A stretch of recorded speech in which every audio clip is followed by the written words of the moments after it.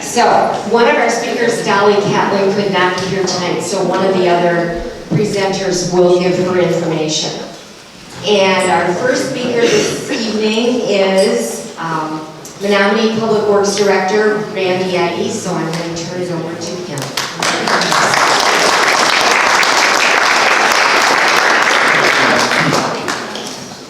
Do I need the microphone? Yes? All right, I'll do the microphone. Well, thank you, thanks for attending. Like Linda said, Randy Eide, Public Works Dept for City of Menomonie. And she's already taken 4 minutes of my 15 minutes. So we'll try to move this a little fast. I know Don's got numbers to say when I'm, where are you, Don? Oh, okay. Don will tell me when I'm running out of time. But I'll try to be brief. Thanks for attending. So we're going to run through some sustainable items that focus on the City of Menomonie, some things we're doing. I surely am not going to cover everything, but I'll try to hit some of the high points of different items. I'm going to look at the wastewater treatment plant a little bit. This is not the picture of ours, but it looks pretty close. I'm going to talk about water in the city, some things we're doing sustainable in water. And then trees. We have some urban forestry board members here in the audience, so we'll talk a little bit about trees. And then biking, trails, and things going on in the city that influence sustainability. So that's the game plan, and I'll keep it within 10 minutes. So, wastewater treatment plant. If you don't know, we have a plant down by, on the west side of town, down by County Road P. Takes in about 1.4 million gallons of wastewater every day. Every day. And we've got some sustainable things that have been going on. Since 2004, Paul Sturck, our manager, slowly transitioned from chemical treatment to remove the phosphorus, fluctuate the phosphorus out to a biological treatment. And in that process, from 2004 to 2017, we've gone from 60,000 gallons of ferric chloride to 15,000 gallons of ferric chloride. Something that goes under the radar, unless you ask these guys what they're doing. Paul is just doing a smarter way of treating the wastewater, and it's working very, very well. We also recycle the digester gas to help heat, run the boilers. We're taking the digester gas, about 83% is being reused. 47,000 cubic feet of gas used in the month of March itself. We don't reuse it all. Sometimes you see a flame down there burning down by the treatment plant. That's the excess gas being burned off. But please know, we are reusing a good chunk of it. When Excel calls and says we're in a peak power mode, the wastewater treatment plant goes into full generator status. So we're shaving off that peak status for everybody around this area, Excel, trying to reduce that load, and the treatment plant goes on a full generator status, and we do that to save money, but also to save power. And we're looking outside the area, trying to look at some phosphorus trading options in the city. That's a complicated process. It'll take about hours to talk about it. But what you should take away is that the treatment plant has new effluent standards. We have to reduce the amount of phosphorus leaving the plant. And we're looking at some options of possibly trading upstream. So if we need 1,000 pounds at the end of the pipe to take out, we're looking maybe to find 3,000 pounds upstream and get credit from the DNR instead of spending money at our plant. So that's the wastewater treatment plant, some sustainability things. In the water department, in 16 and 17 Lowell, I think, was it 16 we did that leak study, or 17? I think 16 we did it, 17 we put it. Yeah, we hired this guy. He came in, I call him a water whisperer. He went to all our hydrants and he listened. And he listened, and he listened. And in the process, he identified several leaks, some small, some pretty big. We fixed almost all of them. Well, Jeremy says he's got them all the big ones. We've reduced that loss reduction by 6%. This is water that we just pump out. And in gallons-wise, it's 40 million gallons per year. We're pumping over 2 million gallons per day into the system. But to get a 6% reduction is huge. And that was a pretty simple cost savings. We're thinking of bringing them back in a couple of years. He'll listen to other areas around the city and see, is there another leak here, and that'll help a lot. We got all the wells fitted. We got pumps in the ground pumping the water out. We have booster pumps at the wells. We have 3 wells in the city. All of those pumps are on variable frequency drives. They used to be hard on, hard off. Turn them on, full power, turn them off. So now they are a variable frequency drive, so based on the demand, those pumps will ramp up and then slow down slowly. Again, saving energy about 15% per year, or energy savings per year. And then biking, walking, less driving. The city has done very well here, your council members and the people you've elected are supporting that effort. These are some bullets here, but 16 miles of paved trails throughout the city in different areas, trying to encourage people to get out of their car, to use the bike paths, to walk a little bit. Lake Menomonie Loop, about 8.3 miles. We have a handout that I'll have available there, just recently done. Chamber did it, Leadership Menomonie put that together. Hey, Jody. So you get some of those first time out ever. So you get them here, you'll be the first one to see them. I hope I didn't spoil your thunder, but okay, that's all right. Loggers Loop, 22 miles. If you're training for a marathon, we got a loop identified that goes outside the city, around the townships. And if you want to run that 22 miles, you surely can. We got it. 3 fix-it stations in the city. So if you're riding your bike, we're trying to encourage you to, you can pump up the air, fix your bike if you need to, and go from that standpoint.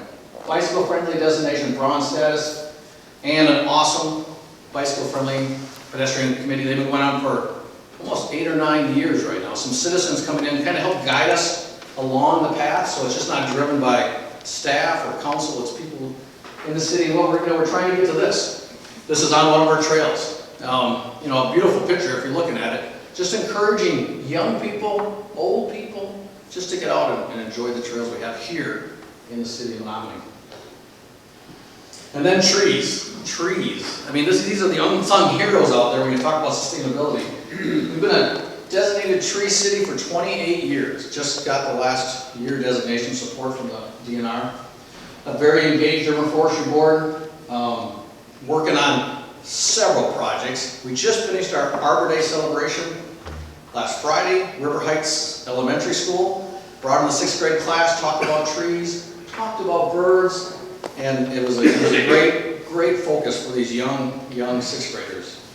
Landscaping plans, we look at landscaping plans through the urban forestry board all the time. When a project comes in, they have to meet our ordinance. So many trees, so many bushes, just to bring those trees back into population. We just recently received a check. Nancy, we got the check just yesterday, the $9,000 from the DNR. And it was a partnership with Stout where we took ash trees out there, and Stout, through the help of Nancy, Bob's here from the Urban Forestry Board. Anybody else from the Urban Forestry Board? But this group and about 6 others, and Nancy was spearheading it, Stout students built these benches. We cut the trees down, dried the wood, they built the benches. We're going to bring them into the parks here real soon. But a great partnership between the city and the university and the Urban Forestry Board. 56 trees planted by residents. One of the programs the Urban Forestry Board has going on right now is if you want a tree, and maybe it's not on the boulevard, but maybe you want to put it on your private property, they'll pay $35 to a select group of trees. We've done it every year. We've planted 56 trees to date over the last 3 years, and we hope to plant some more. So if you want to do that, look on our Facebook and you'll see some particulars on there, or take a card from me in a little bit. And then birds. This was a picture from 2 years ago. This was St. Paul's School. Walked down to Phelan Park. We planted a tree. We talked about trees, and then they went on a birding expedition to look for birds. So this is sponsored by the Urban Forestry Board. They're helping teach some of the younger residents about sustainability in the city. I've got 2 more minutes, so I prepared for that. Some things I did not talk about. So more sustainable stuff. We're reducing the salt in the city. We're doing some anti-icing. You see a truck running through. It's not a snowflake in sight. Middle of the winter time, this guy's out. Looks like he's dripping, water all over the place. It's about a 21% brine solution with anti-ice in the streets, some of the main streets. 2 minutes, thanks, Don. And reducing the amount of salt we consume, because if we can put that brine solution on the pavement, it'll break the bond when the ice comes and the snow comes. So we're doing it right before a snow event to try to reduce the amount of salt we throw in afterwards. LED lighting coming up throughout the city. We just finished an energy study on most of our facilities, so we've got a project list of some things we can do within the city-owned facilities. Stormwater education. I'd love to talk more about that. We just had the pre-Ks up from St. Joe's. We talked about not throwing trash in the garbage.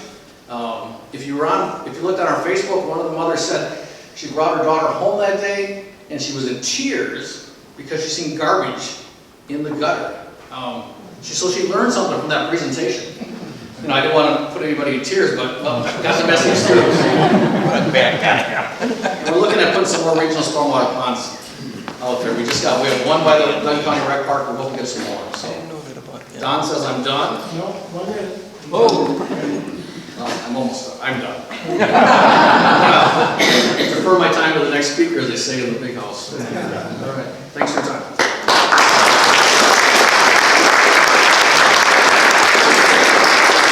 I already feel good, so I hope you get as excited about what happens here as I do when I hear all these good things. Okay, our next presenter is Ron Verdon, and he is from the Tainter-Menomin Lake Association.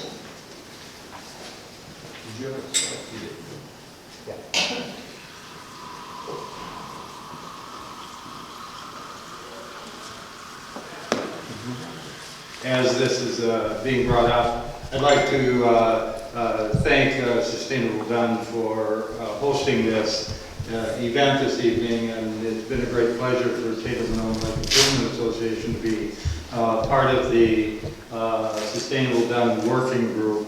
The group meets every other month, and it really has been a great opportunity to learn about what the city's doing, what the county's doing, what economic development work is being done. Just a word about Tainter-Menomin Lake Improvement Association. Tainter-Menomin Lake Improvement Association is a 501c3 nonprofit organization. We have no employees.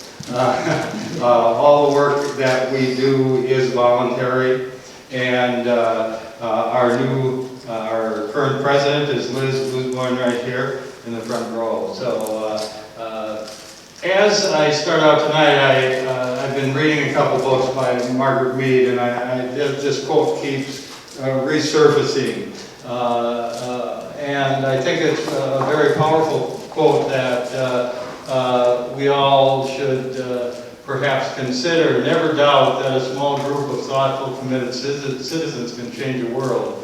Indeed, it is the only thing that ever has. And the thing that I like about that is we do have a lot of committed citizens, a lot of organizations, a lot of people who are working together. The other day, Dan Prestebak and I, over lunch, had a little conversation about how far the city and Dunn County has come in the last decade. And it really is pretty remarkable. Some of the things that we certainly have been involved with and helped support are the Sustainable Dunn Working Group. One of the big accomplishments, and it is ongoing, is the Red Cedar Water Quality Partnership. It's the Red Cedar River approved TMDL. It's the overall plan to recover water quality in the Red Cedar watershed. We've been involved with the Dunn County directional planning process and land and water update process too. And as I'm going through these, it's important to kind of correlate the fact that, how important it is for all of us to be reaching across different organizations and continuing conversations with different groups that have the opportunity and the ability to help forward the good work that you are seeing being done in Dunn County and the city of Menomonie. It's pretty remarkable to see the City of Menomonie regional stormwater ponds and innovations. They were very involved as the new lakeside rain garden was being installed. The City Council was very supportive of that project, and there have been a lot of educational experiences for young people down there already on Lake Menomin to see how that project is influencing and capturing a lot of pollutants that normally would have gone into the lake. 2017, we had representation on the Dunn County Livestock Operations Study Group. It's really important for all of us to have a broad representation from many different points of view, and it was a very rewarding experience to be part of that. you start to see a much broader view, a much broader opportunities to interface with different individuals. Even though you don't always see eye to eye on these items, I think that's, it was very eye-opening to serve on that. The Red Cedar Assessment for Water Quality Improvement Grant, that was a combined project between a variety of people, county groups, DNR, Army Corps of Engineers, and a lot of other groups, and it generated a very significant grant working on water quality. The Red Cedar Land, Water, and People Conference, of course, is a tremendous annual event that helps sustain the conversation about water quality. It keeps us updated as a community. The City of Menomonie and Dunn Co have really supported that in many different ways, and that has become a major factor in people really learning about the watershed, learning about water quality, seeing what they can do in the process. UW Stout, of course, the Lakes Ryu project is, we've been involved with that project, helping to support many of the activities there. We've been very involved with the DNR and UW Extension in many different ways. And another group that you may not be real familiar with is the Interstate Civic Organizing, Civic Governance Organizing Agency. And it's a group that started out actually a little before 2013, but the group was made up of DNR members, UW Extension people, Dunn Co, Land and Water, Civic Organizing Inc., Minnesota Pollution Control Agency, and some of the standards that we have discussed over many different meetings are things that I think really help us to be able to think through some of the challenges, the contentiousness sometimes, but such things as making sure that all impacted by the problem are stakeholders and help define the problem in light of the civic principles and the reality of the situation. All stakeholders are accountable for contributing resources, and that may be in the form of leadership, time, knowledge, constituencies, and dollars. All stakeholders are engaged in decision-making and policy-making, and all stakeholders implement policies grounded in civic principles in places where they have the authority to act.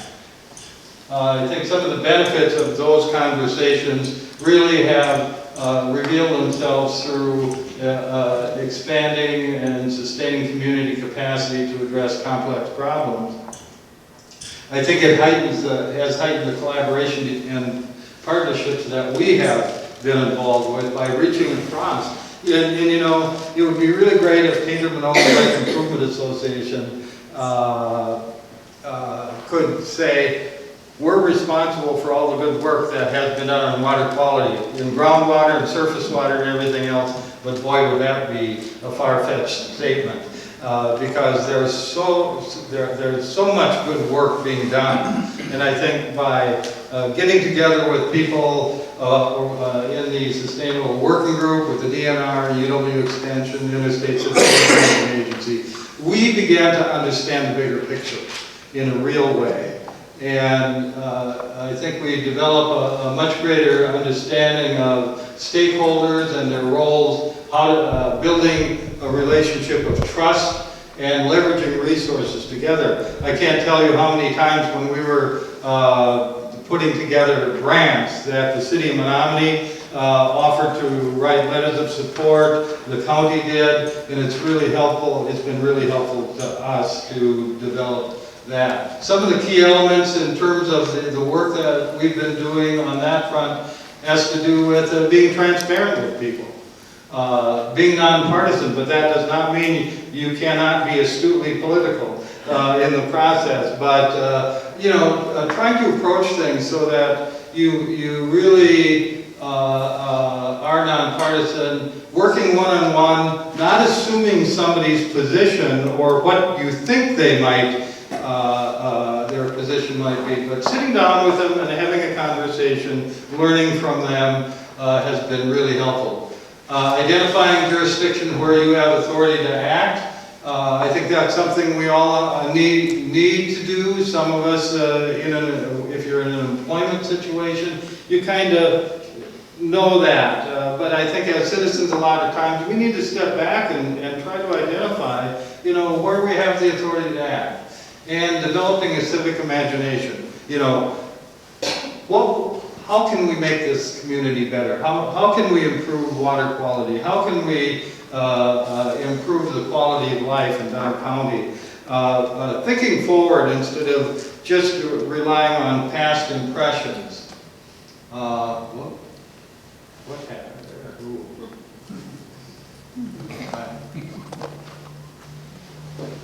Well, I might have to click. Know what it is. Okay, here we go. And this is the last slide.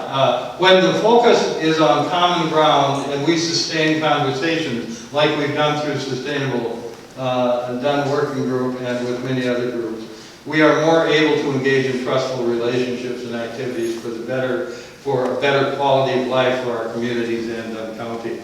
And I appreciate the opportunity to come up and offer a few comments tonight. Thank you.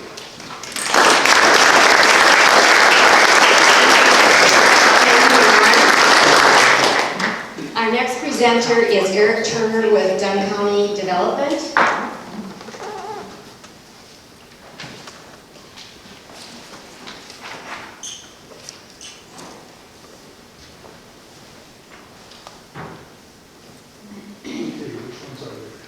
that arrow that says go forward? No, so just sit down. No, I can't go backwards, Susan? You can if you have to go back. Okay, very good. I'm Eric Turner, and I'm with the Dunn County Works. I'm Eric Turner, and I'm with the Dunn County Economic Development Corporation. I guess just for transparency's sake, even though Dunn County is a first name, and Dunn County is my largest supporter, and I'm located in their office building right between the city and the county, we are a 501c6. We're a public-private partnership, and we basically have a very, very certain agenda that we like to work with. Our mission statement is, and I'm getting ahead of myself. When we're talking about sustainability, we have the ability to maintain a certain rate or level. So I guess if you're playing guitar, you've got sustain. If you've got an economy, you've got your sustain. It's also the avoidance of the depletion of natural resources in order to maintain an ecological balance. I like to think of the economy as an ecological, something that we can balance, but we're working with different components. And one of our biggest ones that we are low on in this area at this point in time is talent. We have been right around 3% unemployment rate for going on 2 years now. It's hard to have companies that are working, that they have plenty of jobs, but they don't have enough talent to take care of that. So our mission statement is to work in cooperation with all regional stakeholders to facilitate economic stability, growth, and diversity. Along the Momentum West region, which is a 10-county area, basically north and south of Interstate 94 to the border, all the way over to Clark County, we're all facing the same type of problems. Back in 2015, we had our strategic plan. When I was hired here 5 years ago, there was one thing on the strategic plan, and that was basically business retention and expansion visits. It's a good way of doing things. So many times, economic development involves going out and finding businesses to bring in. That's part of it, but at the same time, the idea here was to dance with who brought you. We have the 4 major focus areas. The second one was to develop and promote construction of a spec building. What we ran into problems there were manifold. One is the amount of money that it takes to take a building and put it up, and then sit and wait and hope that somebody comes here. We've had a number of larger buildings that have sold. We've had new buildings that have been built, but to have one here just to draw companies, we didn't have that. A couple of years ago, we had the Site Selector Guild come, and one thing they suggested is let's try doing a virtual spec build. So, with the help of the Greater Menomonie Development Corporation, Cedar Corporation, and the city, we did develop a virtual spec build. And you can go to our site, it's www.dunnedc.com. You can pull the drop down and you'll see the virtual spec building. The other two portions are quite connected. It's actively participate in growing the talent pipeline. So what we have to do there is have a collaborative effort.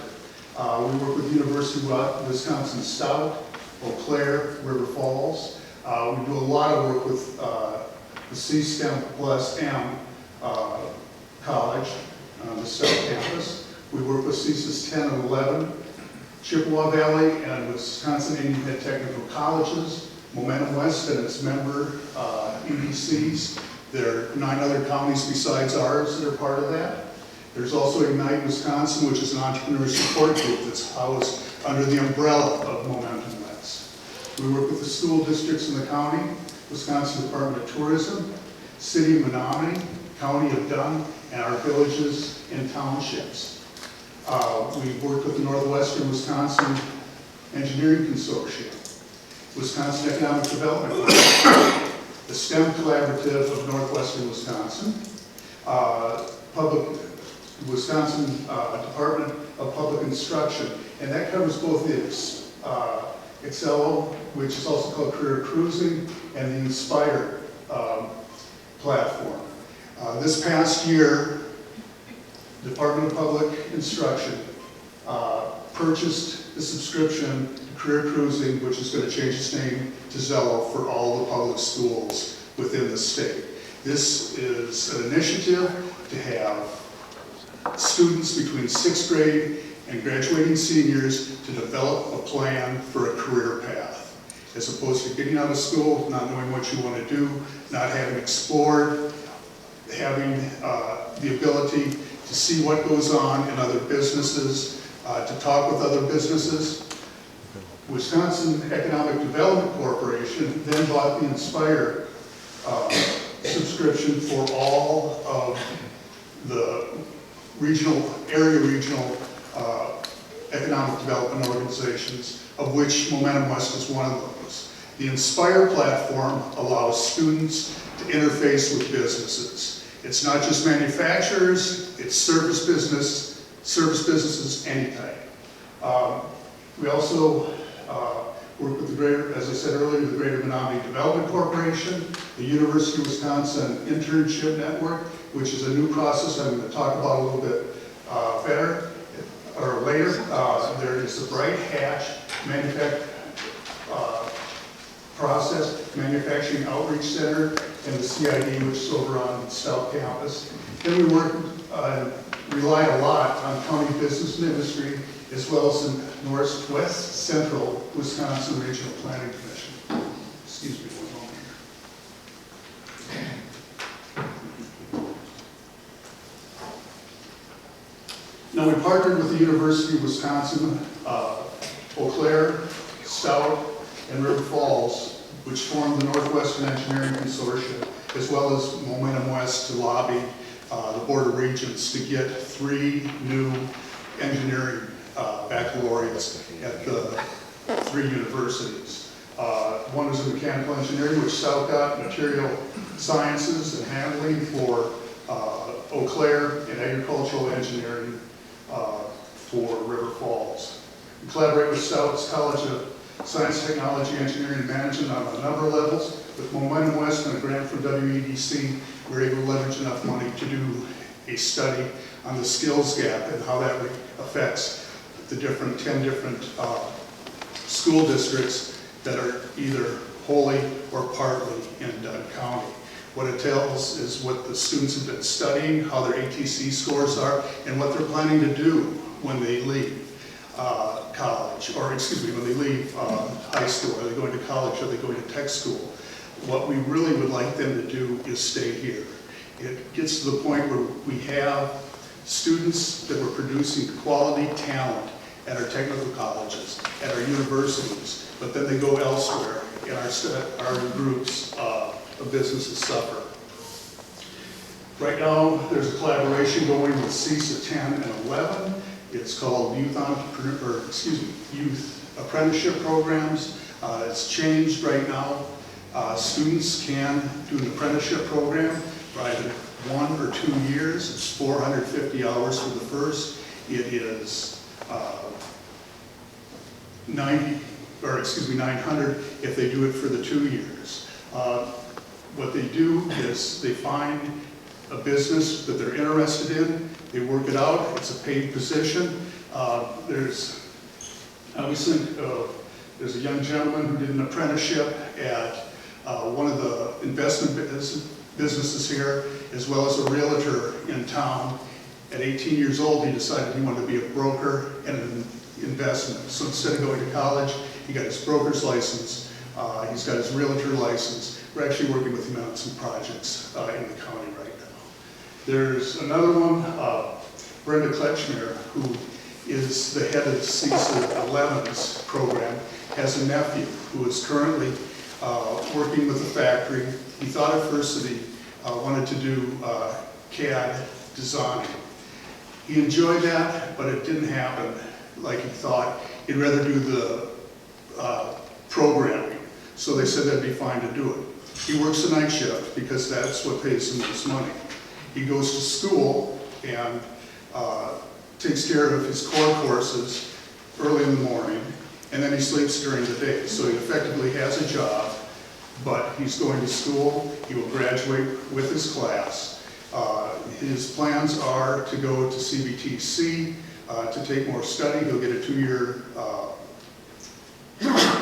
certificate, and then after that, he plans to, he'll be working with the company he's working with now. They have offered him a job, and he plans to go on to university after that. How am I doing time-wise? 10 minutes, maybe you can go on to the CC soon.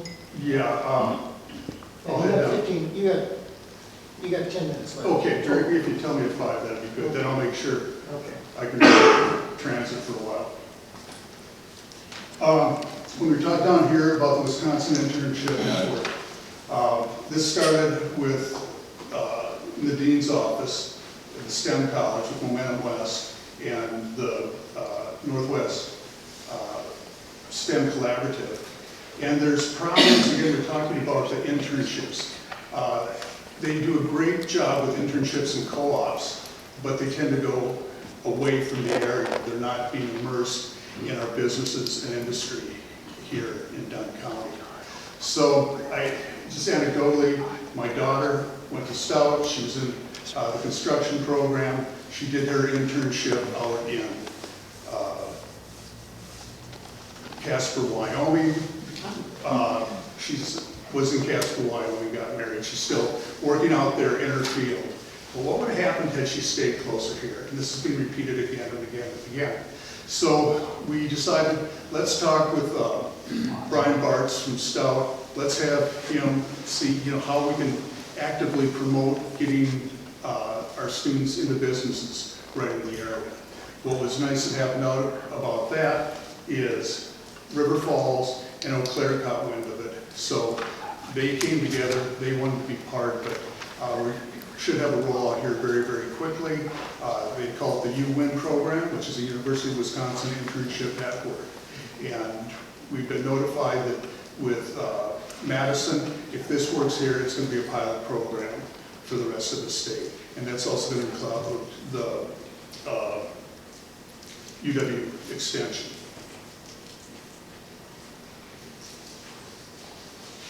We get a lot of our financing from Dunn County. from Dunn County Community Resources and Tourism Committee. One thing they weren't doing a lot of was tourism out in the corners. So we were going to give them a report, do a survey on likely sites out in the county that would attract tourism, and it would also help people move to the county and decide that, yeah, this is a pretty good place to live. But what happened, we found out, is a lot of people like it here. They really enjoy how it looks, they enjoy the feeling like, they enjoy what we have available, but they don't have internet. If we're going to get a young and vibrant workforce and get that talent, we're going to need to keep it here. So we switched horses, started a broadband survey. We did that along with planning and zoning. We did that with extension, and then of course Dunn County EDC. We are rolling that out now. We just had our first community conversation meeting on that. I think it was last Monday, if I'm not mistaken. You can go again to the Dunn County EDC book page or the Dunn County page, and you can click right down. It's a lot of reading, but shows us some very, very interesting things. One thing from economic development that really scared me is that of the we got 10% businesses, we've got 10% residences that offered a full completed survey. 20% of the businesses have considered leaving Dunn County because there's not quality internet.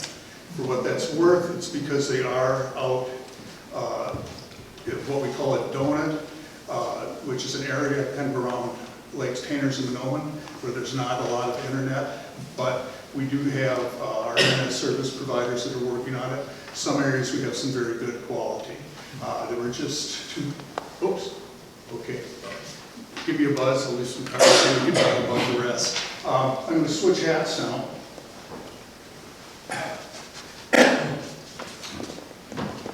Dolly from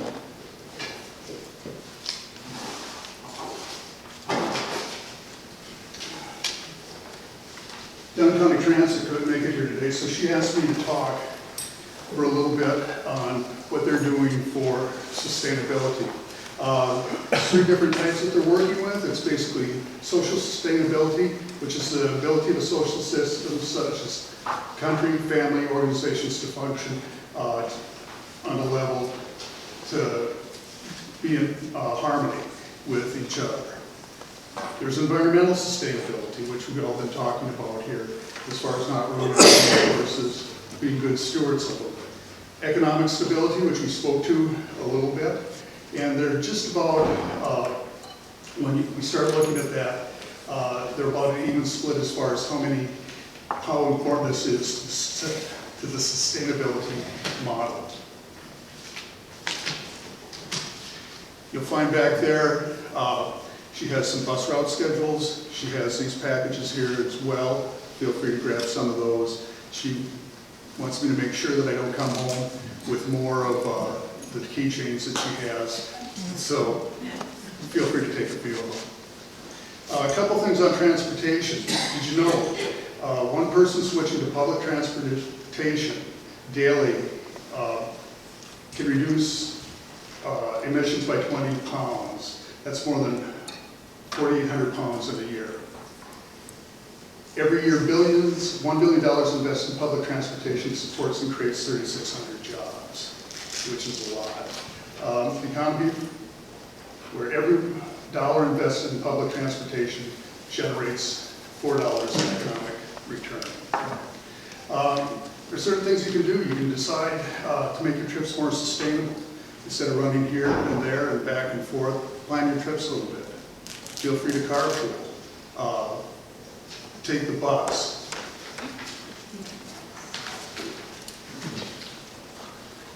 There's, the possibility of switch to electric vehicles. You can share your ride again using public transportation. It's not a better town to do it in than you can walk or bike in Dunn County and Menomonie. Talk about taxi cabs, Uber, Lyft, and even driverless cars. There's a cost involved with those. They're never going to replace public transportation still remains sustainable. Last but not least, a bus will carry 40 people, 40 cars can carry the same 40 people, takes up a lot of space. So legislators aren't going to do anything to reduce the traffic on the roads. Last but not least, you want me to talk about the passenger rail in western Wisconsin. The West Central Wisconsin Rail Coalition has been, if I'm not mistaken, it's probably close to 13 years that they've been working. They've had some ups and downs as time's going on. They do have a company that may be interested in managing the program. They have somebody who wants to put the rails up, and Union Pacific is on board. So what this could mean is high-speed light rail on Union Pacific right-of-ways from Eau Claire through Dunn County, over through St. Croix County, and eventually land in Woodbury, at which point they can go into the Twin Cities.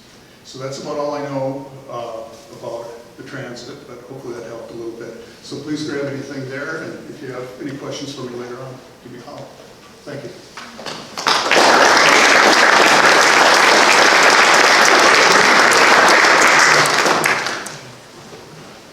Our next speaker is Amanda Haffele from Solid Waste and Recycling. Good evening. Sorry, you're all going to have to look at me today. I didn't put anything together in PowerPoint. She said, I'm Amanda Haffele. I'm the recycling specialist here in Dunn County. And there's quite a bit that we're actually working on recently. One of the bigger pushes that we're working with Dunn County Solid Waste Recycling is to engage the businesses to recycle more.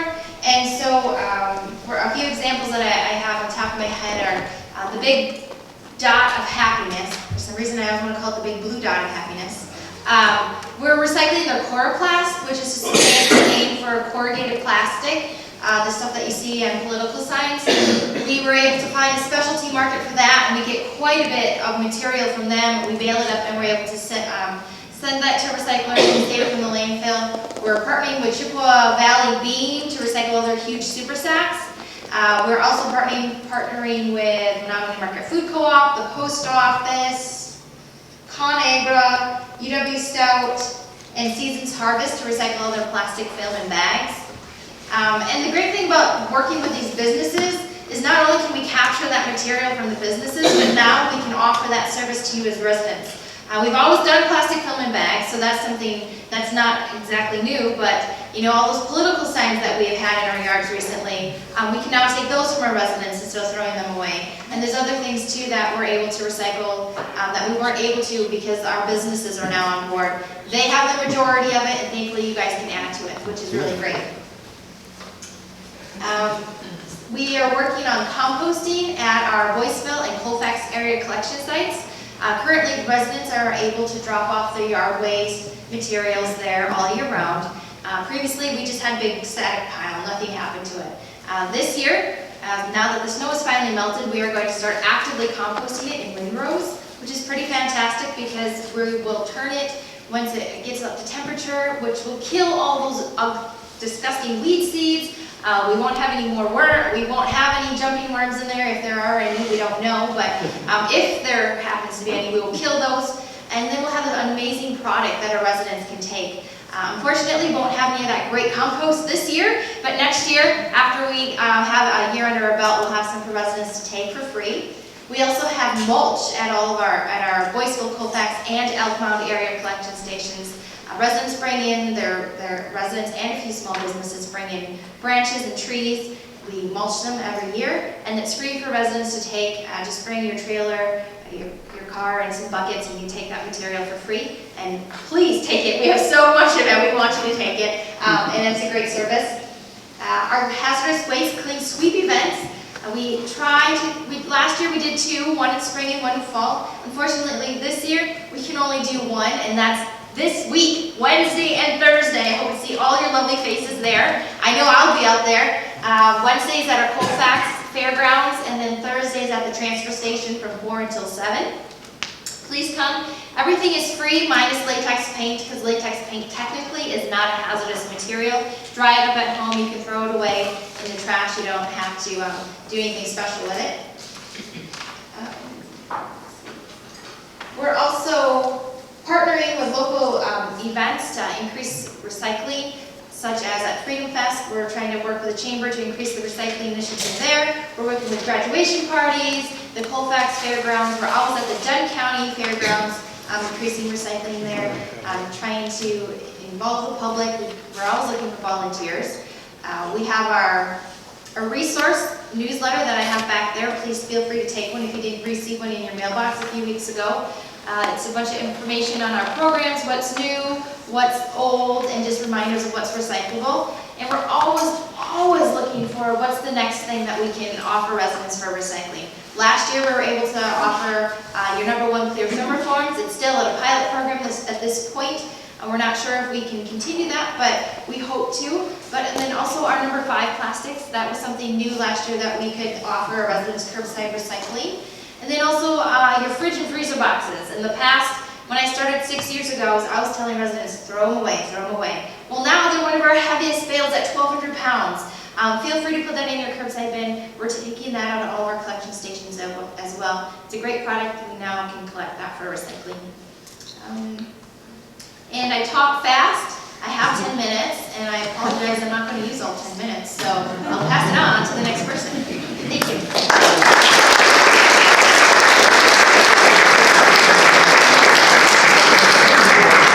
Thank you, Amanda. And our next speaker is Dan Prestebak from Dunn County Conservation.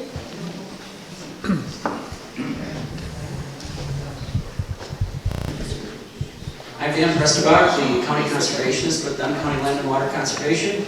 And we have a lot of things going on in land and water conservation right now, but I'm going to talk to you just about 2 things tonight. Soil health and nutrient management. These, I don't see a lot of farmers here, but okay, good. We're definitely working with the farming community, and boy, they're stepping up in a lot of big ways right now. And I think that's something that's good to be able to tell you. When we talk about soil health, I'm going to start out with a quote here. I have to read it. Enhancing soil health is one of the most important things we can do for this and future generations. That's because enhancing soil health allows us to simultaneously address so many of our most pressing natural resource needs. It allows us to address water quality, farm profitability, resilience to extreme weather, economic risk, wildlife needs, and many others. And this is from Dr. Wayne Honeycutt, who is the head of the Natural Resources Conservation Service Technology Lab. And when we think about soil health, and what we've learned a lot in the last probably 5 years.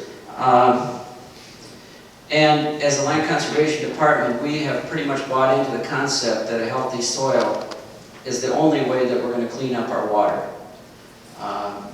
And we are working with farmers on several different levels to increase the health of their soil.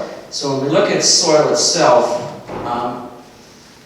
we can look at some natural landscapes, a forest. We can look at a prairie, and we don't see a lot going on there. We see trees growing, dropping leaves, dropping acorns, earthworms recharging the top layer, the leaf layer.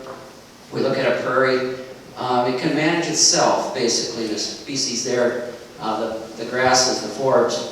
Fire helps. But that's what we're trying to mimic a little bit more in our agricultural systems now with our farmers. We're working, with the physical characteristics of the soil, the sands, the silts, and the clays, the minerals, the nutrient management, phosphorus, potash, nitrogen. Those are the nutrients that we want to keep in place. And if we have a healthy soil, which means we have a lot of biological activity going on there. We need to reduce the tillage.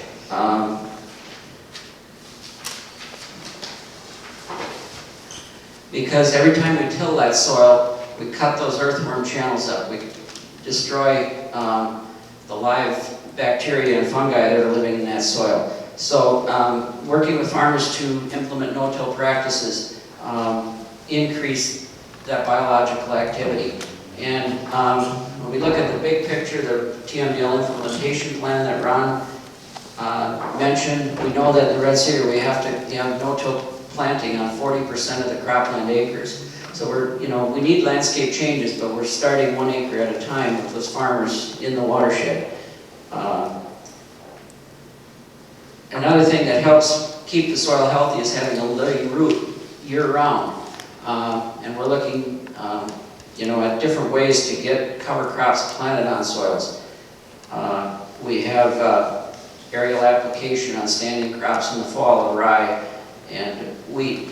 We've had recently, just this past year, the county purchased a no-till drill that we've got available, and I think today it went out to the first farm to start planting no-till pasture renovations, ways to reduce tillage, and we've got that drill available. Several people have got it rented. I think we'll see a bigger call for that in the fall when the cover crops, more of the cover crops are planted. And the third thing that we need a living root, we need reduced tillage, and then we need diversity, which means 3 crops in rotation. And here in the Red Cedar, we're a little bit challenged with 3 crops in the rotation. One because of Jenny-O turkey in Verdon that needs a lot of corn, and then the ethanol plant in Wheeler. And here's a chance for economic development. We need to find a market for that 3rd crop, the small grains in that rotation. If we had that, we could definitely make bigger strides in improving the health of our soil. And one area we really had a good chance to work on healthy soils at the Red Cedar Demonstration Farm. That is the land around the neighbors. Most of it's owned by Dunn County, some by the city of Menomonie. But we've been able to rent that cropland out to Chippewa Valley Technical College. And we have 20 acres of that farm that's definitely devoted specifically to enhancing soil health. And then the other 145 acres, we're farming as a conventional farm using soil health practices. So the students at Chippewa Valley Technical College are getting the opportunity to learn how to plant cover crops, how to harvest them, and there's where we're learning quite a bit about this 3rd crop in the rotation. The first year, Mark Dank, the instructor, planted oats that were going to be harvested and sold to General Mills in the cities. Well, we found out that our growing season's a little too short, the oats were too light, and he didn't make much money on those oats. So the next year he went to rye following the soybeans, and he's been able to at least sell the straw and the rye and make a profit on those acres. And I believe as the soil changes, we're going to see, less inputs and changing biological activity in that soil. So the amount of nutrients that we put on are going to reduce. The amount of organic matter is going to go up, which is, as we increase organic matter in the soil, it can hold more water, and we get more of that water to enter this groundwater and enter our streams as groundwater rather than surface water, and it'll improve the water quality. So that's pretty much what we do with soil health is we get that biological activity going, increase the soil organic matter, and then the water enters the soil and into the groundwater and then into the surface water, and it stays clean.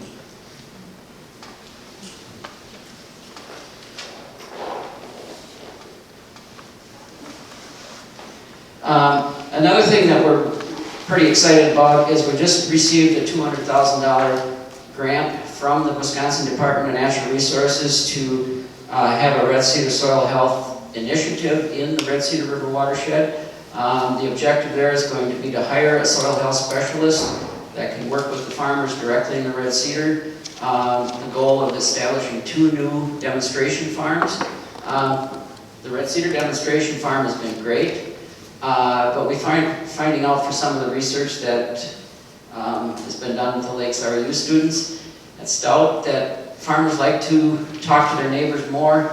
And we've had Jeff Lake located between Boyceville and Wheeler step up and say, I will offer my farm as a demonstration farm, which is great. And we're also seeing some things that he wants to do that we aren't able to do at the Red Cedar Demo Farm. He's going to plant 50 acres of full season cover with some help from John Sippel at NRCS. And he's also able to introduce animals into that rotation on some of those fields. So that will help reduce the tillage. It'll increase the amount of diversity and the amount of bugs and insects and fungi in that soil.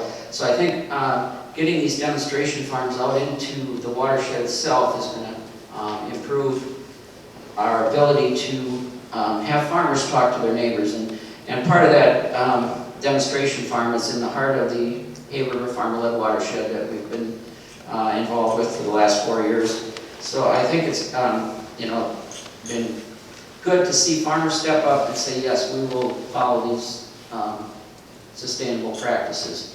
And I think in the next, as the years go by, we're going to see, more benefits from all of these initiatives. I did mention nutrient management. That's another area where we've been concentrating a lot of effort, especially for participants in the Farm and Preservation Program, and for those farmers that have manure storage, because we feel that if you're going to store the manure for a year and put it in a container, when we put it out in the fields, we want to get the most benefit from that manure, make sure that it's put on the soil properly, protects groundwater, and reduces the amount of manure and runoff. So we're definitely diligently working on that, mainly on a voluntarily basis, but that's an area that we've been concentrating on. For several years, we had less than 10% of our farmers with a nutrient management plan. Last year, we were able to get that up to over 20%. I was real pleased to see that progress. So those are pretty much the highlights of what we're doing in land and water for sustainability. We do a lot of good things too, but those are the main things. Thank you.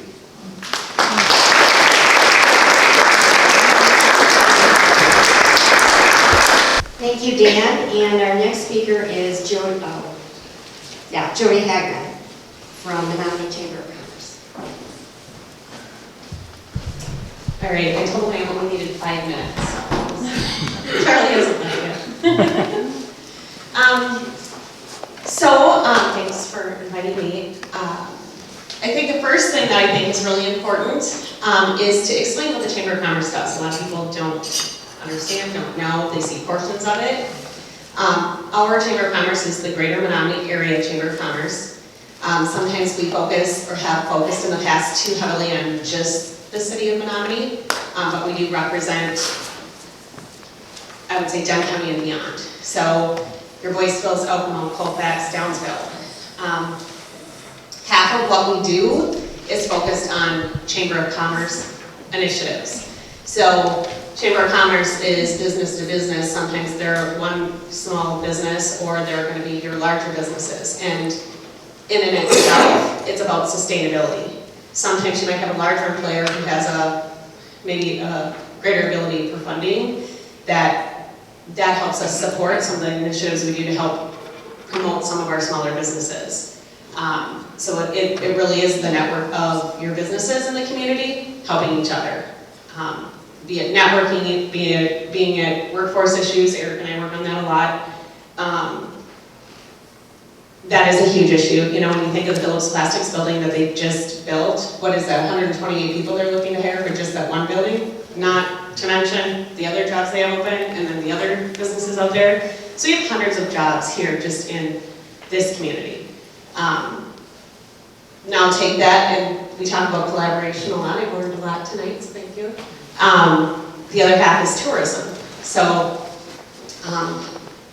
specifically our funding for tourism right now comes from hotel tax. So the hotels collect a tax that gets paid to the city contracts to us to have initiatives that promote tourism in our community.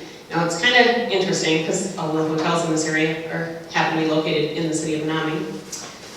But there's a lot of festivals or activities in Boyceville, even kind of over in Downing, Dunn St. Clair County area.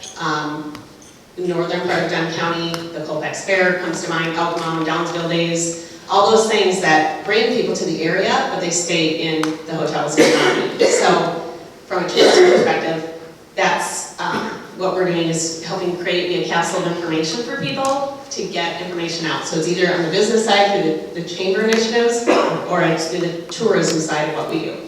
So it's like 50-50. We are relaunching our Explore Menomonie is the tourism website, so we're relaunching that here in the next 90 days. We've kind of been playing around with it because we have recognized that we can do a much better job representing our communities. I just started this job a little over a year ago. One of the biggest things I noticed in that first year was we don't sell Menomonie and the surrounding communities very well. We don't sell it to ourselves very well.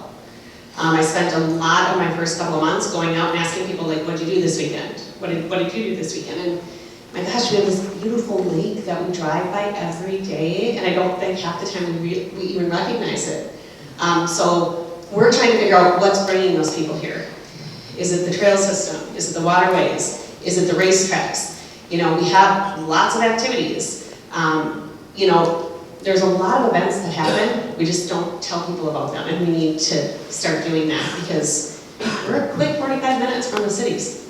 And we'd love to have those visitors here spending their money in our community and helping support our neighbors down the street business.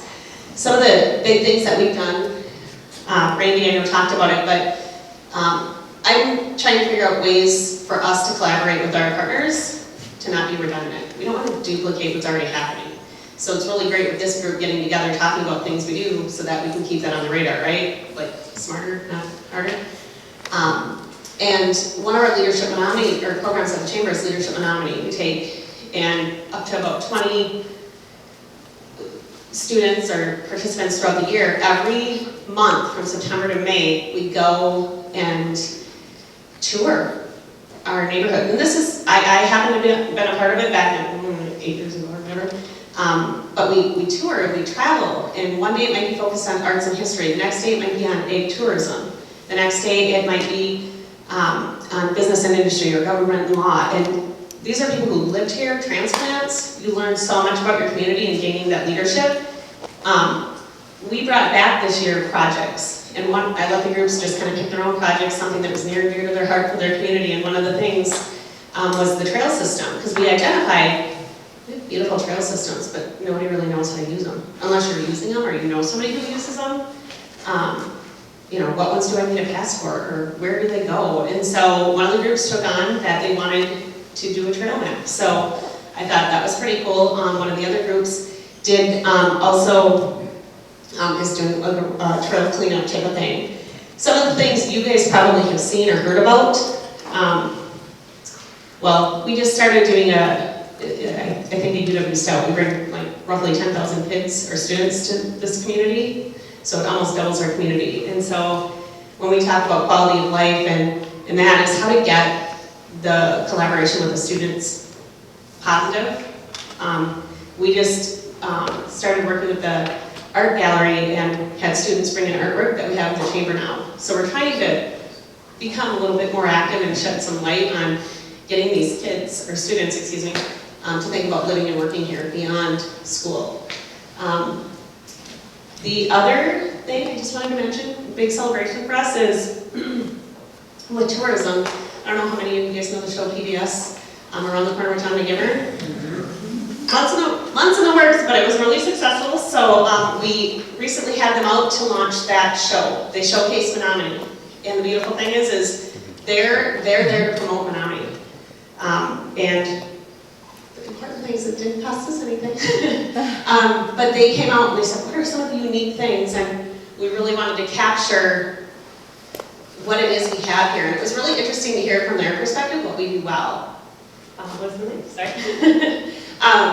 I thought it was very interesting. And we had 250 people come out for the launch. And if you haven't seen it, it is on YouTube. We do have videos for sale too at the chamber. But I thought it was really cool because it just talks about the lifestyle here, the quality of life. So that's all I got. I'm trying to keep it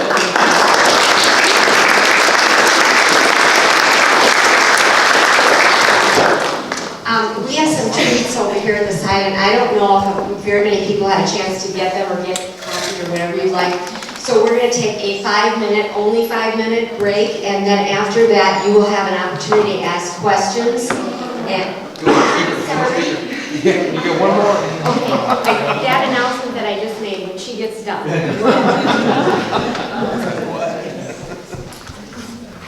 Jody Stout, and she's been doing some great things.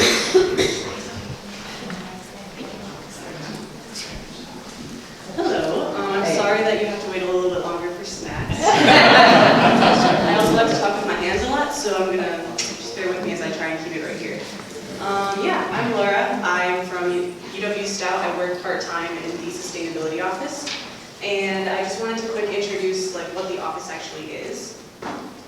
So in 2007, our chancellor at the time signed the president's climate commitment, which was the result of student activism, and it committed us to reducing our greenhouse gas emissions, which is a really, really big job. And so that's where the sustainability office came in, as well as Sarah Rickles' position. She's the full-time sustainability coordinator. And we also have a sustainable steering committee that helps to create and maintain a sustainable action plan that guides us and keeps us on track for reducing greenhouse gas emissions. So all of that to say that the Sustainability Office is a part of UW Stout, and there's a lot of stuff that goes on outside of that office that's also like sustainable and good. I just might not see it or talk about it right now. Yeah, so just to kind of give like a quick overview of some of the things that we're doing. First, recently, this was actually taken last week. We're getting LED lights installed in 10 buildings on campus, which was a part of a rebate program.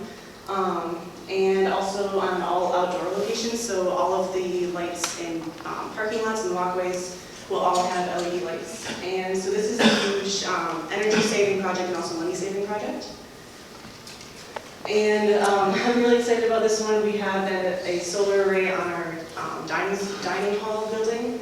Unfortunately, you can't see any of the solar panels from the ground. You have to be on the roof. Anyway, there are 6 panels and plenty of room for expansion, which I think we'll be planning to do. And this was paid for by our student government's green fee, which is a fee that all students are charged and paid to. And they also allocated some money for a renovation that's happening this summer, so there'll be even more solar actually pretty soon. And this is our first major solar project on campus. Moving over to waste reduction, we participate in Recyclemania every year since 2011, I want to say. And it's just an annual competition that encourages campuses to track and reduce their waste. So we keep track of things that are going to landfill, things that are recycled, and things that are composted. And we actually have been doing fairly well within the UW system, placing first 2014, 15, 16, and 17, actually.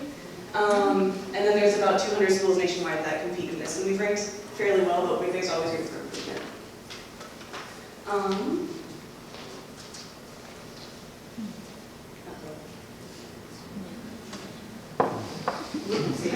It's changing. It's changing here.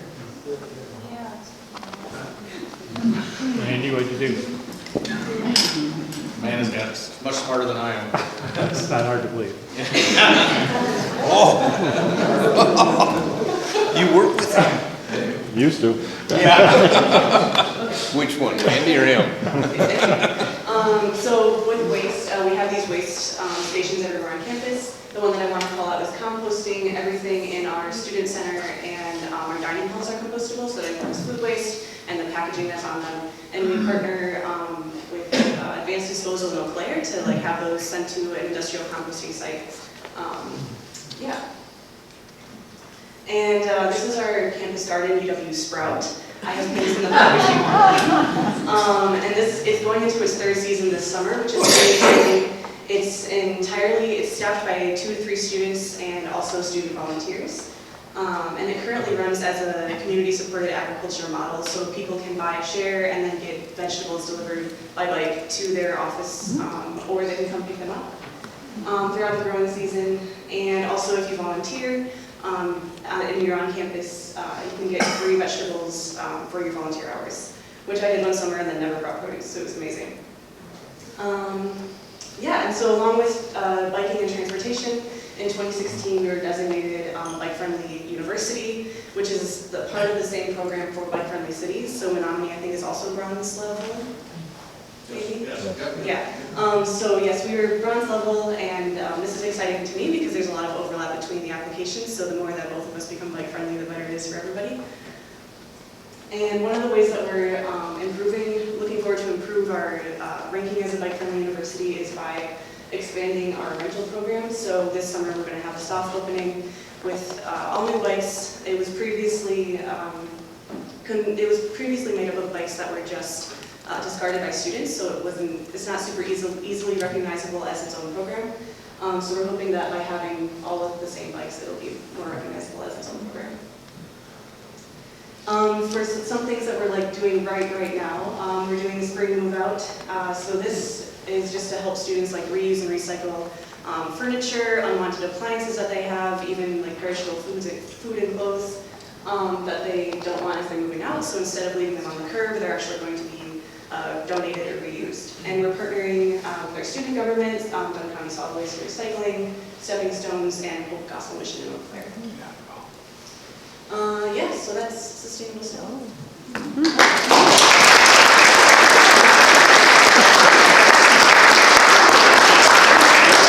Thank you very much, and we'll give you 5 exact minutes to get a snack, and then we'll come right back for questions. I've attended the Milwaukee City Conference for several years, and I've been really impressed with the farmers there and what's being done with the farmer-led councils and so on, and I sense that listening to the farmers, they really have been recognizing the economic impact to them to make changes in how they operate to reduce runoff and to improve soil quality. But my question is, with the small farms, especially as I drive around the area at times, I see people who may have just a few head of livestock or a few horses, and what they tend, some of them, not all of them of course, but some that I've seen, you look by their buildings and there tends to be a pile of manure that's accumulated maybe over the whole year. And then in the springtime, of course, when you have the snow melt and everything, all that runoff is coming into the waterways or whatever. But do the small farmers, do they have, is there any regulations or whatever that impacts them? Or is it a matter of education again to get those people aware of what they could do differently to prevent that? Well, there is a state regulation that says all farmers are to have a nutrient management plan. But I look at that as, hopefully we have voluntary compliance for that. The only way that we can enforce that state law is to offer 70% cost sharing, which the state has determined at $40 an acre to develop that plan. And just having the plan doesn't solve the issue. We need to have the plan implemented. And I feel, if we give voluntary compliance or voluntary development of that plan, we have a better chance of having it implemented. And we've been working with the Chippewa Valley Technical College to have a course where farmers, large and small, can come in and develop their nutrient management plan. I feel they take, ownership of it. And we are addressing these small farms, large farms, one at a time to work on runoff from barnyards and from manure piles too. Right now, I guess not right now, but a few animals in the wrong place can be as, much more detrimental than a large group of animals in the right place.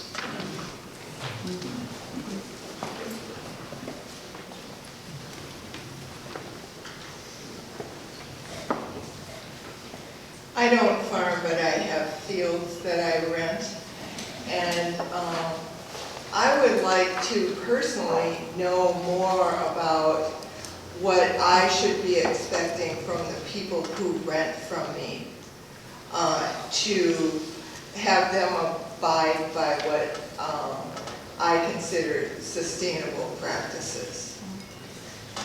Do you have any brochures or, I don't have time to take a course, or I need something quicker.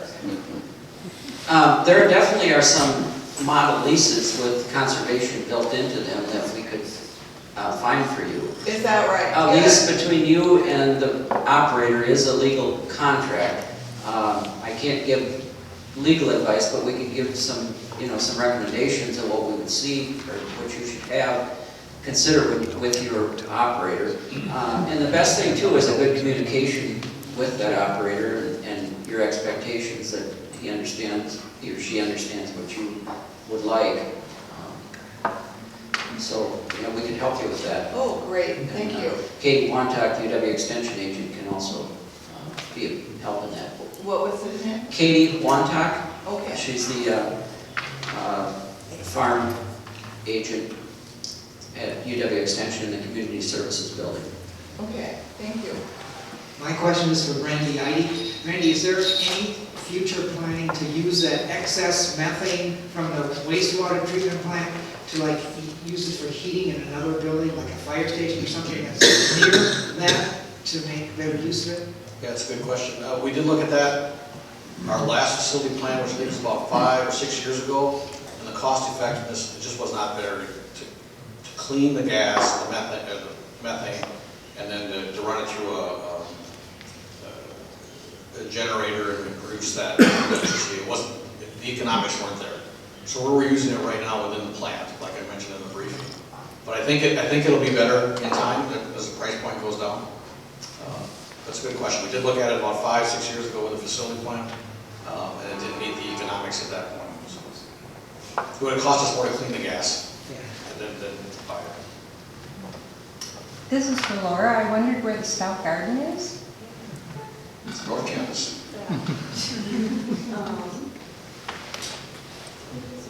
Yeah, it's on North Campus. It's a little bit behind Red Cedar Hall, if you're familiar with what that is. Really? Right on campus.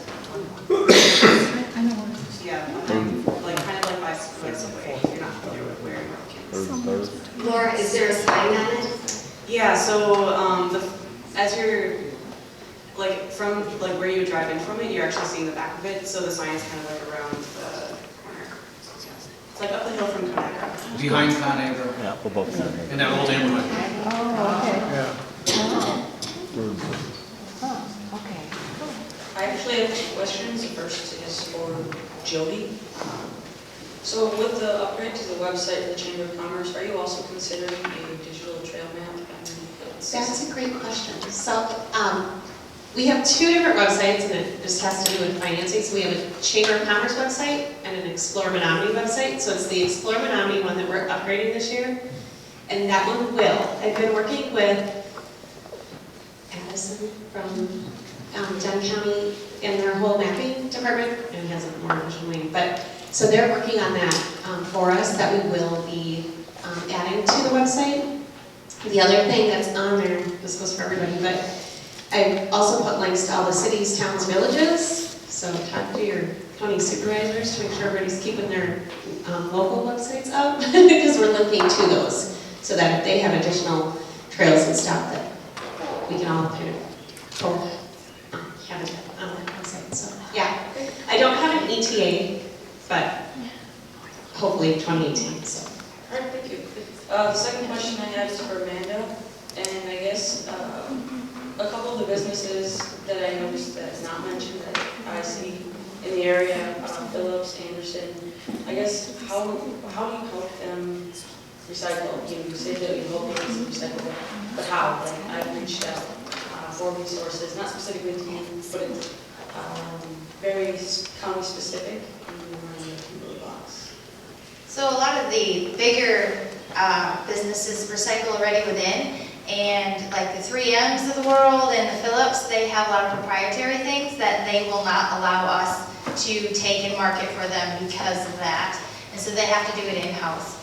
So for us, we're more or less for the medium, we're trying to help the medium to smaller businesses with the things that they can't do in-house. But we are always getting questions, and we try our best to, we get questions more or less for the oddest items in the world, not so much the easy things like my plastic bottles, but I have this mush, what can I do with it? And then we have to figure out what this plastic mush is and see if we can find a home for it. Okay, so do you have a business card? Or Yeah, I do, so come on up, and I'll give you one later. Thank you. Other questions?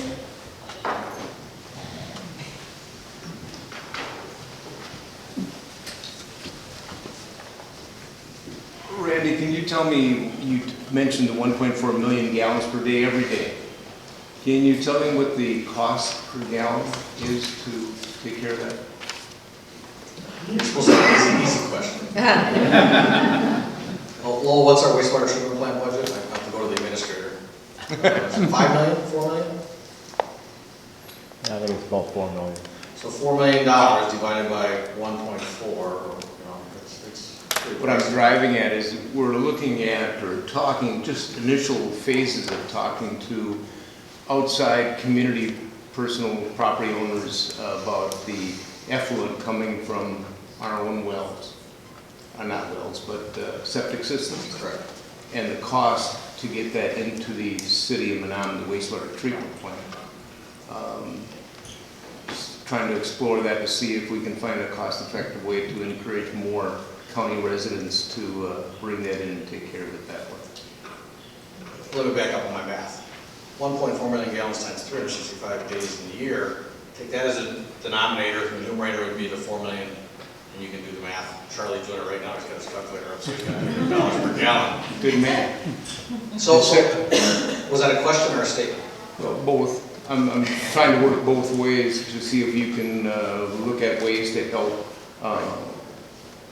educate or coordinate with other agencies to increase that usage.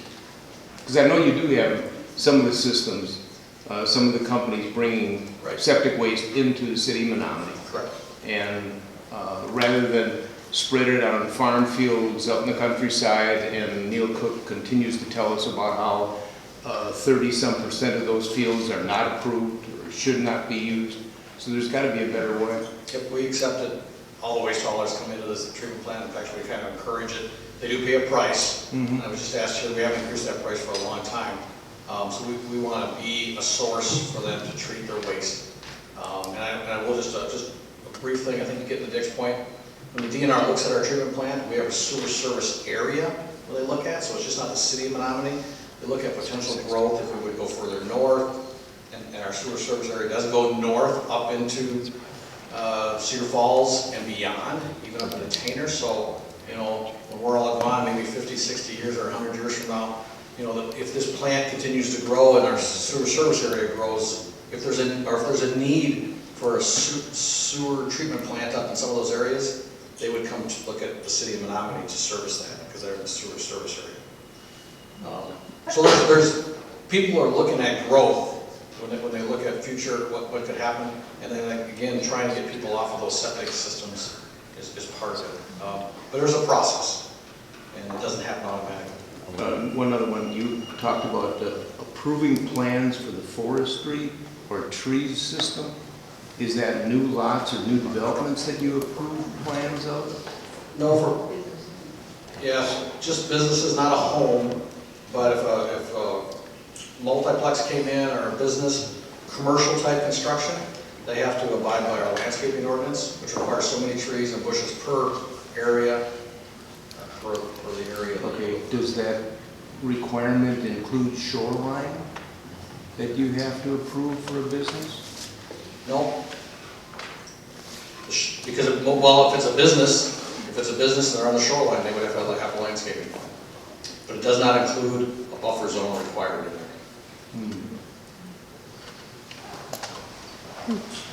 Other questions? Toby, okay. Go ahead. Toby first. All right. You go first, no, you. This is probably for Ron. With the different coalitions and groups you've been working with for water quality in the Red Cedar watershed, I guess two questions. The first one is, we've read about different approaches to help clear the improve water quality, like different chemical treatments, control of the carp, different things like that. Does your group have any plans or ideas about different remedial types of efforts? That's the first question. And the second question is, do we have, together with the DNR, do we have any way to monitor just how the water is improving or deteriorating, other than sight and smell? Yeah. We've been working with County Land and Water and on the Red Cedar Water Quality Partnership that involves Verdon County, Dunn County, various partners, UW Extension, City of Menomonie, and that group in putting together the total maximum daily load, the TMDL plan, identified specific goals for recovering water quality in the Red Cedar watershed. It's going to take the entire watershed approach to resolve this. You can't pick just one lake and expect to resolve this. It really is a watershed-wide challenge. And what Dan Prestebak was presenting, the nutrient management soil health approach was determined in that TMDL to be a major initiative that had to be done to see the water quality improve. And so, looking at it from that point of view, we recognize that bringing partners together over a long period of time, that TMDL partnership, I think one of the great things is too often those TMDL plans are written by a group and then they're set on the shelf. This group made a commitment up front to continue to meet on an ongoing basis to monitor progress. And it continues to do that. And there's very careful attention paid to making sure that we are making the kind of progress that was set out in that plan. And it's going to take some time. You don't turn it around on a dime, something that has occurred and developed for decades. So it's going to take some time, but this group has taken the responsibility to really work from the watershed-wide approach. And I think one of the great things that we've seen from the leadership in Dunn County and the city and putting together this water quality partnership approach with the TMDL is that we see a lot of movement now up in Verdon County. I think the leadership that has been provided in Dunn County and the city of Menomonie has really influenced a lot of the work that we're starting to see up in the upper reaches of the Red Cedar watershed. And that's very powerful when you get both counties on board, when you see people starting to work across the whole watershed, progress will be made. Just a couple of data points if I can. So there is some reduction of the phosphorus going in to the watershed. Just one data point is the treatment plant. We get about, roughly in a year, 48,000 pounds of phosphorus come down to the pipes of the wastewater treatment plant. They're taking out 93% of that every year. But that still is 3,300 going in. But 48,000 pounds, 3,300 going into the river at the Red Cedar. Now, the new standards we have to reduce that down to 600 pounds roughly. And I'm just going by just rough numbers. So we need to take out 2,700 pounds by 2024. I think it's the rough time, or sooner if we're doing some trading. I'm looking at the DNR right there in front of me. But that's one data point. The other data point is in Charlie, we did a modeling of our stormwater, which is another permit the city has. The stormwater runs into the lake. We have about 40-some effluent pipes that exit out of the lake, and we're trying to reduce that phosphorus load, and we have a 28% reduction.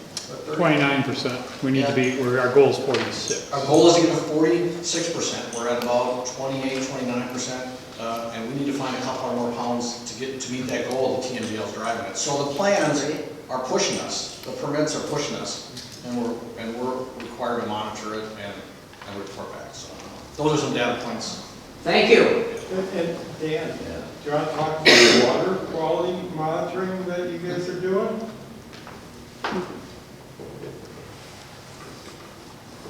Yes, part of that question was on water quality monitoring, and that's an area where we need to make some decisions in the next year or so. The Department of Natural Resources does a certain amount of water quality monitoring and is in charge of determining which streams are impaired, and they do that through basically a summer of testing phosphorus once per month on those streams. And the Red Cedar Basin Monitoring Group which is kind of not a one-man show, but Ted Ludwig did a lot of work with that, and he's kind of stepping back. So we need someone to step up and say, yes, I would sure like to be in charge of this water monitoring. Or a group of people, yes. Lindsay Olson, our water quality specialist, has taken on a couple of those sites, but we need volunteers to do that on a regular basis, and we're getting good support from DNR coming over here and monitoring in the farmer-led watershed, the Wilson Creek watershed, where we have landowners stepping up and installing conservation practices. We need to get better baseline data though, so that we can make better decisions in the future too. Thank you. Hi, I also was a part of the research team project for the research experience for undergrads, and I've been working with another student to put together like a consolidated report of all of the research. This is kind of on part of my mind right now too. And just something that I've been thinking about with all of this is that it's actually kind of tricky to judge whether or not the lake is actually healthy based on how it smells or looks. There's a lot of external factors that also impact how it smells or looks, like rain. So that it might look healthier than it is, and vice versa. Just want to put that out there. I want to get back into the topic of recyclable materials. And so this is a kind of a two-part question. One is for Laura. I have seen the compostable tableware that Stout uses. And I have seen it at Stout. I have not seen it anywhere else. Is it available? I think yes. I can answer that too. So in our office, we actually, our office lady, she buys it off of Amazon. And when we have our office parties or when we have our hazardous waste events, we have to use disposable stuff. And so we have compostable forks and compostable cups that we offer to use. Sounds like a... But the rest of us would like to do this too. So Amazon is the only choice? That's where we have found it the cheapest. She's a huge Amazon Prime lady, so that's why she gets it off of there. But I do believe the Menomonie Market Food Co-op, they do sell some things there. So you can look there to start, and then you can see what brands they have and go online and see what other retailers have it too. And then the other question I have following up on that is, what is the percentage of, how are we doing in Menomonie and in Dunn County as a percentage of what we could recycle that we're recycling? Oh man, I don't know what we could recycle. We could recycle a lot. No. I know that. If we had better participation, because participation is a big piece. We could, well, I just finished up our DNR annual report for 2017. And in order to get our money from the DNR to help fund our program, we have to meet a standard, and that's 99 pounds per capita for each resident here that we have to recycle. And in 2017, we had 117 and a half pounds. So we're well above that, which is fantastic. But I mean, because we are source separate, if people are lazy or they don't want to separate all the recycling, so we do see quite a bit going in the trash. Our site attendants have been stepping up and really enforcing and really encouraging residents, hey, that bottle there, yeah, you should probably put that over there in the recycling bin. And we have seen an increase. I'm terrible with numbers, so I can't tell you what exactly it is, but there was a significant increase from 2016 to 2017 with our increase in encouraging and really working on our residents at our collection sites and also our businesses to recycle more. Part of that is we'll see something come in on the tipping floor, and we'll ask the haulers, where did that box come from? Who threw that away? And they're letting us know. So then I reach out to businesses and sometimes residential areas and say, hey, you can't be throwing this away, we need to recycle it. So I wish, we could be doing better, yes, but we're not doing terrible. Yes, and we did have a big push this fall with the students. We had pizza boxes. If you bought pizzas from a few of the local restaurants here in town, there was a sticker on there that reminded students what you could recycle. And then we're also working with the haulers. Our intern did a great job with the haulers to have oops notes. So if you have Menomonie disposal and you're not sorting properly or you're recycling incorrectly, they're supposed to be, and they have been leaving these blue little sticker oops notes. And marking on there what has gone wrong. And there's a building, student rental, right across the street from our office that had 3 stickers on the bin, and you can tell the haulers were starting to get upset because they were dating them in very large letters. And so I took that as a hint that I should please step up and write a letter to them, and they've actually done a great job since I wrote that letter. So we're doing better. I was wondering, Eric, if maybe the compostable cups and things like that might be something that would be a business project that could be developed here and have a local business that would be developing compostable materials. Just an idea. I guess, if we found someone who was interested in doing that, we do have funding sources, regional business fund, maybe SBA loans, maybe SBA Express loans that would be available to get a business going like that.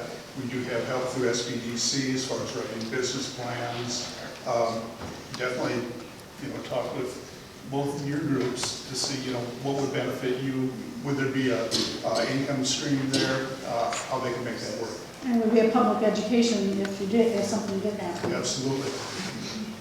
Can I throw a wrench in that? So the only, I need to throw a wrench in that. The only problem with compostable stuff is you have to get it to a compostable facility that can handle it. Your backyard composting facility is not going to be able to compost your plastic, that silverware or the cups very well at all, especially those coffee mugs. They have to go to commercial composting. So the advanced disposal, that's why they contract with advanced disposal, because they have that commercial composting. They have these huge windrows, and they can compost that. Our facilities, when we do start composting, we don't have a license to take compostable ware or food products, only yard waste, so we wouldn't be an outlet for that. We don't have the permit from the DNR, and currently our solid waste board doesn't want to look at that yet as an option. But it's plastic versus corn or something, so it's also a personal issue too.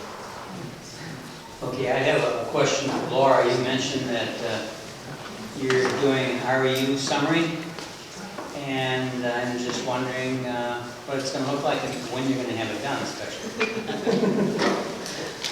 So we're still working on it. We're hoping to get a little bit of an extension, but not too long.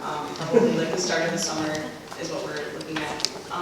We're hoping to have a couple of deliverables, probably like a white page sort of paper and some graphics to, summarize it.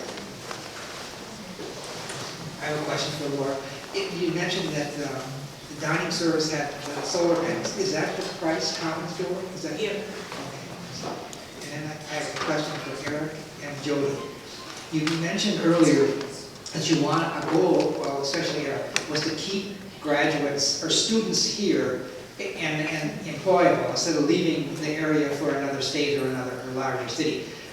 Do you, and this is for Jody too, do you encourage your membership to petition or talk to our legislators and our governor to fund the university system more fully? I know now he's pumping some money back in, the governor, but it's just, I don't even think it replaces what he took away in the first place. I think what related to that is the cost of students paying back their tuition when they're graduate and they get a job here that pays lesser is going to drive them to another state or to another city because they can't afford to stay here because they can't pay their debts. So unless we fully fund our educational system, all the way from K-12 through the university system and the extension system. Unless we fully fund that, I can't see anywhere where we're going to get students, graduate students, to stay here because they have so much debt, they can't find a job that'll pay their debt. So that's an extremely good point. Every year, there's the Chippewa Valley Rally, as well as the St. Croix Valley Alliance, which go down and lobby. And every year, that's been about the number 1 or 2 issue that we're bringing down. We need money to go back into the universities. Wisconsin has always had a very good reputation as far as manufacturing, precision manufacturing, great university system, but in the past, I'd say 5 years, that has slipped a lot because people on the outside who aren't in Wisconsin are going, what are you doing to your universities? Are you really for manufacturing if you're starving your university? So it's a good point, and we have to keep bringing that message to them. So I want to be careful. I think part of what we're seeing here with our workforce issue is kind of like a restructuring of how businesses are also looking at the workforce. I know growing up, myself and recent generations, there's been a lot of emphasis on needing to have an associate or a bachelor's degree. And it's a mindset, but I see employers out there trying to work with the schools and the counselors and stuff like that to even get kids interested in coming and touring their facility so that they can come right from high school. Not every kid's going to go to college. And so they're opening those doors too to try to get the kids in where they can do more of a kind of like an incumbent worker training. So there's some appeal there, not just always the emphasis on the university and the tech school. So, you know, being not that they're just not all jobs that require, I would say, a bachelor's or tech degree. And I think to let kids know we have great jobs here, you know, and if maybe college isn't the avenue that they can afford or see themselves going, I think sometimes we put a little too much pressure on that side of it. And our employers are really trying to work hard on getting the kids engaged to know that, hey, we would love to have you start, you know, right out of high school, and we will help train you and give you that education. So, kind of a little spin on that. We'll have one more question, and then I think we'll wrap it up, but our panel will be around for a couple minutes, and if you want to ask questions individually, you can do that. Otherwise, we'll end it after this one. Okay, so this is for Eric. You're talking about improving internet service, and I'm self-employed and rely on the internet, and live in North Manhattan, and it's really bad. Is there any hope? Not even with an ISP, but we work closely with them. I think there is hope. There are 24/7 is actively pursuing grants. They just received 2 more that will take place in 2019. There's another round of grants for this year coming up. What would really behoove you is find out who serves that area, get in contact with them, give them your name, your address, and tell them you are interested in it. Well, I'm within about 24/7 when I talk to them. Keep doing it.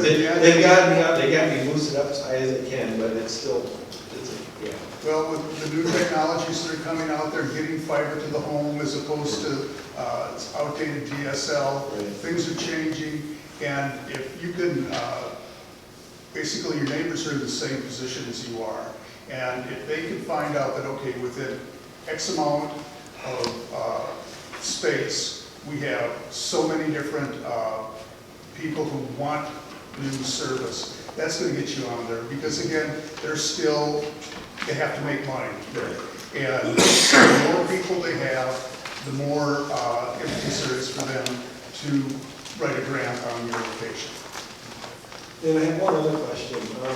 So I'm on the school board, and the social and academic status of a lot of our students and families is very low, and we're a very poor county.